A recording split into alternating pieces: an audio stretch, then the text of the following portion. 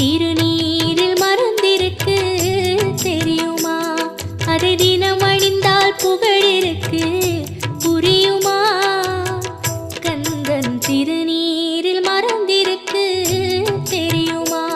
அதை தினம் அணிந்தால் புகழிருக்கு புரியுமா?